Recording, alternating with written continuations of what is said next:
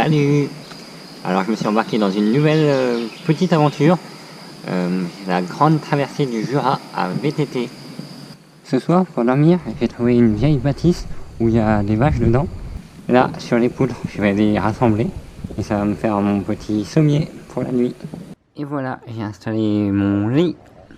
Avec les passages comme ça, si tu as eu un porte-bagages avec des sacoches dessus, ben je pense pas que tu passes. J'ai la joie de trouver des boulangeries dans les petits villages que je traverse, c'est toujours agréable. La bonne odeur du foin qui vient d'être coupé. J'ai pas pris de cuissard, mais je crois que je vais le regretter. Ma selle qui est super dure et avec mon sac à dos en plus qui fait du poids sur les fesses. C'est quand même tellement confortable, un vélo suspendu dans les descentes dans les bois. Pouah. Je crois que la Suisse c'est juste en face.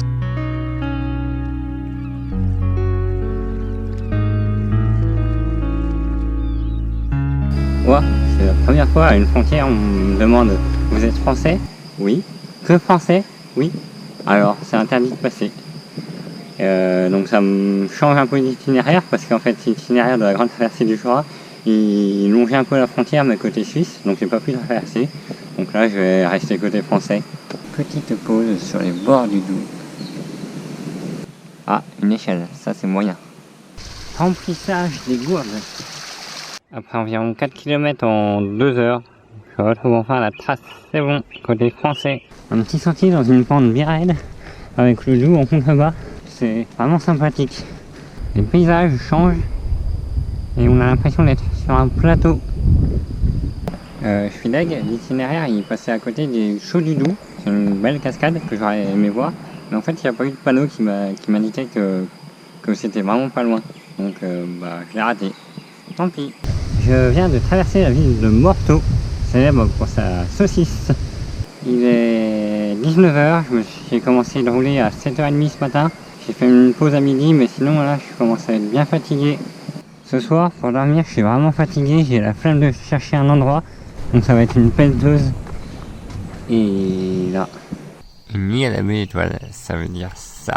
5 h30 du matin, il fait déjà jour. Et puis il y a eu du vent toute la nuit, du coup j'ai pas très bien dormi. La trace VTT, c'est quand même assez impressionnant, les tours et détours qu'elle nous fait faire. Oui, à vol d'oiseau c'est vraiment pas loin, mais là on monte, on descend, on monte une autre vallée, on descend. Faut mieux pas regarder une carte, sinon c'est un peu désespérant. Le traditionnel pain au chocolat le matin. Je viens de passer Pontarlier et voici le château de Joux. Il va falloir que je règle ma selle parce que j'ai beaucoup trop mal au cou. Je pense que c'est Métabier avec au fond le Mont d'Or.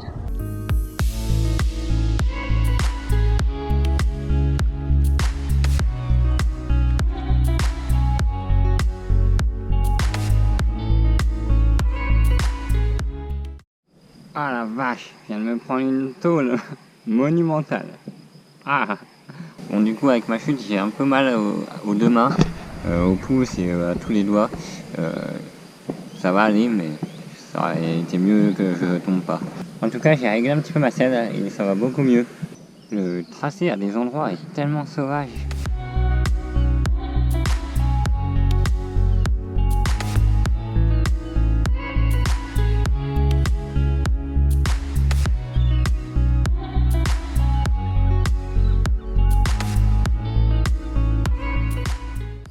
Vous allez me dire que c'est logique, mais en fin de journée j'ai quand même des manques d'attention et je suis moins concentré sur un peu tout. Ah, il y a une personne qui m'a croisé et qui m'a dit bon courage. Je pense qu'elle a vu que je faisais pas juste une petite balade du dimanche. J'ai commencé la journée à 6 h du matin et là il est 18 h 45. J'ai enfin trouvé mon refuge, donc ça va me faire du bien de me poser un petit peu. Là d'après la carte je suis à mi-parcours. Un peu plus de 200 km sur les 400 km total. Il me reste environ 2 jours. C'est quand même vachement dur, mais le plaisir de traverser des paysages vraiment naturels, c'est grandiose. Donc ça me fait continuer. Mon petit réchaud me sert pas mal matin, midi et soir. Ce soir ce sera pâte avec galette végétale et en dessert une mousse au chocolat déshydratée. Alors concernant mon couchage, j'ai un bout de mousse pour les pieds, un autre comme ça alvéolé pour la partie du dos. J'ai un sac de couchage bleu Decathlon bas de gamme et un autre que je mets dedans plus haut de gamme et plus chaud. Et concernant mon pouce de ma chute d'hier, il est un petit peu gonflé et il me fait un peu mal quand même. Avec mon bon VTT, la descente sur les rousses fut vraiment sympathique. Un petit sentier un peu caillouteux mais qui roule quand même bien. Ça, c'est pas pratique.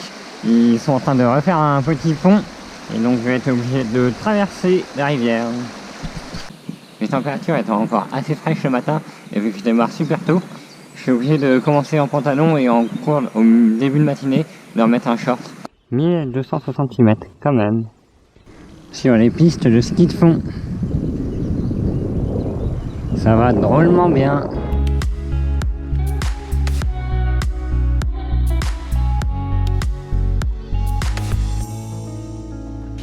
Vallée après vallée, le paysage il offre une nouvelle variété de nature et c'est assez agréable.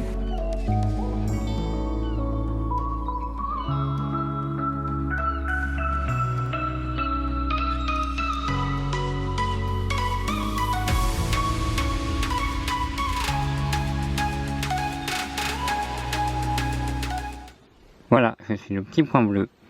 Et j'ai 800 mètres de descente qui m'attendent pour remonter pendant 800 mètres.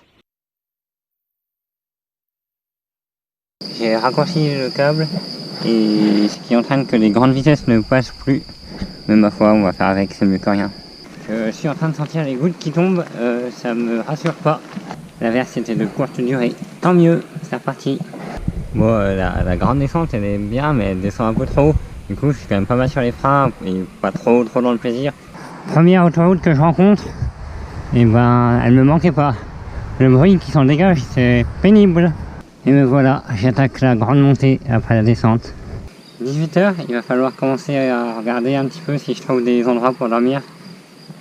Idéalement sur un sol propre et à l'abri du vent. Je suis fatigué. Il manquait plus que ça, voilà l'orage et puis il commence à pleuvoir. Ça mouille, ça pleut, c'est pas du tout agréable, j'ai pas d'affaire pour la pluie, super chiant, je sais pas où je vais dormir. Voilà le topo de cette soirée. J'ai plus de nourriture et je crois que demain je vais pas passer à côté de boulangerie ni d'épicerie, ni de supermarché. Va falloir que j'étudie ça dès que j'aurai internet. Concernant internet et mon téléphone, je suis quand même dans pas mal de zones où ça capte pas.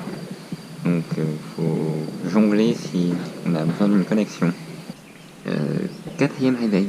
Les oiseaux chantent beaucoup de photos. Et normalement aujourd'hui, donc quatrième jour aussi, je peux terminer si tout se passe bien.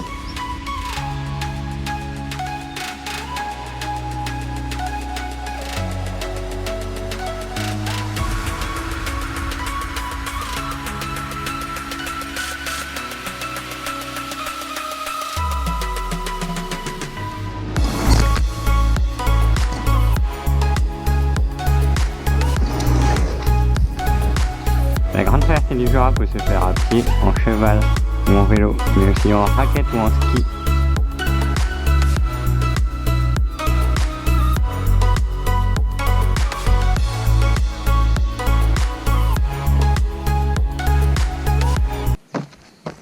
Bon, bah je vais faire un bon détour, mais au moins j'ai trouvé une épicerie normalement. C'est bon, j'ai retrouvé la trace. Je dois vous avouer, je suis plus trop dedans. Ce soir, je pense pouvoir finir. Alors je pense plutôt à mon niveau logistique, comment rentrer chez moi. Je pense aussi à la douche, qui va faire terriblement du bien. Mais je pense moins à prendre du plaisir à l'instant présent. Et voilà, c'est parti pour la dernière grande partie descendante, jusqu'à culot. Quand tu descends plein de balles, une grande descente, et que tu regardes ton GPS, t'es pas sur la trace, faut tout que tu remontes. Tant pis. D'ailleurs, ouais, c'est la première fois où j'ai l'impression que le marquage et la trace GPS que j'ai sur le téléphone différaient un petit peu. Mais sinon, au niveau du marquage, il est vraiment suffisant, on va dire. Après, c'est bien d'avoir sur son téléphone une map avec le tracé quand même. Ça permet de se rassurer, surtout quand on est tout seul. Je viens de me rincer un petit peu dans ce ruisseau. J'en avais oublié comment ça faisait d'avoir la peau pas collante de transpiration. Les Alpes se rapprochent, ça sent la fin de la grande traversée du Jura. Je suis enfin dans la vallée finale, au fond de la vallée.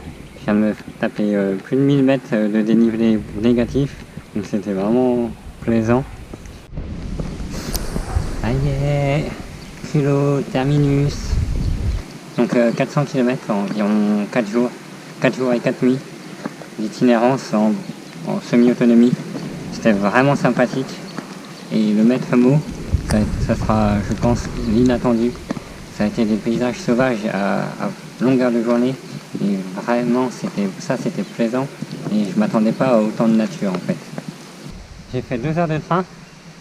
Et maintenant, il me reste 600 mètres à monter. Et je serai enfin chez moi, c'est bon. Ouais, ça y est, je suis enfin chez moi, putain. 22h30, il était temps. Je suis KO à la douche et après dodo. Bon, concernant mon vélo, donc c'est un tout suspendu de la marque Canyon avec 120 mm à l'avant et 120 mm à l'arrière, avec des roues en 27,5 pouces. Une suspension à l'arrière, je la recommande fortement. Ça permet d'être beaucoup plus confortable dans les descentes qui tapent un peu dans les cailloux. Concernant ma bagagerie, j'avais un sac sur le dos. Donc c'est un Deuter Transalpine 38. C'est vraiment, je pense, c'est un format idéal. J'ai une sacoche au guidon où j'ai mis mes 2 sacs de couchage, mon petit matelas que je bloque ici avec une autre sacoche. Celle-là, il y a du matériel informatique notamment. Donc sinon, au guidon, j'avais une lampe avant, une lampe arrière, bon je m'en suis pas servi. J'avais un porte-gourde ici et là. Au milieu, j'avais mon porte-appareil photo, super pratique comme accès rapide. Un autre porte-gourde ici. Ici, c'est ma trousse pour tout ce qui est matériel de réparation. Et à l'arrière, ma sacoche où j'ai principalement mis mes vêtements et mon matelas alvéolé en nid d'abeille. Quant à moi, j'ai vraiment pas beaucoup d'affaires, et ce qui fait qu'au niveau du pilotage, c'est vraiment agréable. Je sens vraiment pas que le vélo est chargé, et il réagit presque comme un vélo normal.